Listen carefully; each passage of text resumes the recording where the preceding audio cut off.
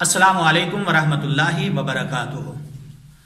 حضرات، آج میں آپ کے سامنے ایک پھوڑے کے بارے میں بتلانا چاہتا ہوں اور اس کا علاج۔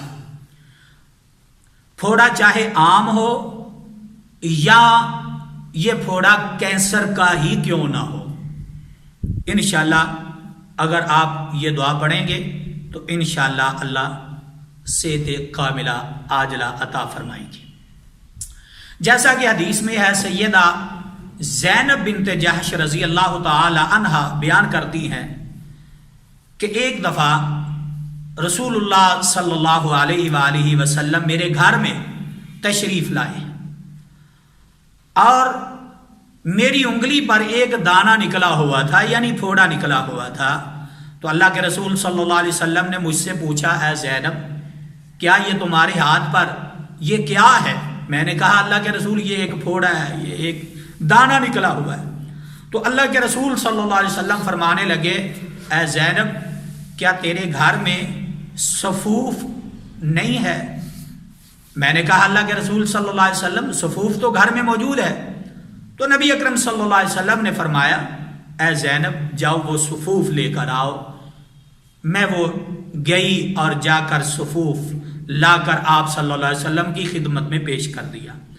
آپ صلی اللہ علیہ وسلم نے اس صفوف کو لیا اور میرے اس نشان پر، اس پھوڑے پر آپ صلی اللہ علیہ وسلم نے لگا دیا، اور نبی اکرم صلی اللہ علیہ وسلم نے مجھے کہا کہ اے زینب، آپ یہ دعا پڑھیں، اللہم مصغر الکبیر و مکبر الصغیر صغر ما بی۔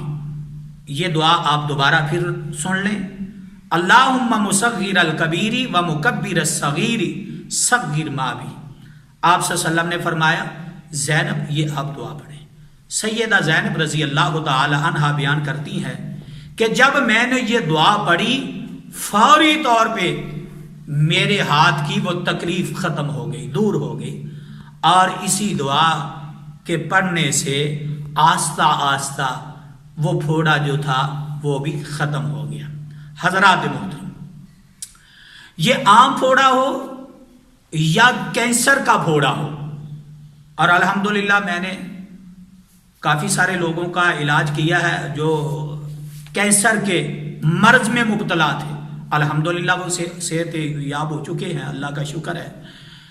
تو یہ آپ دعا ضرور پڑھیں اور کثرت کے ساتھ آپ دعا پڑھیں، انشاءاللہ اللہ رب العزت اس دعا کی وجہ سے، اس دعا کی برکات کی وجہ سے انشاءاللہ اللہ رب العزت شفا عطا فرمائیں گے۔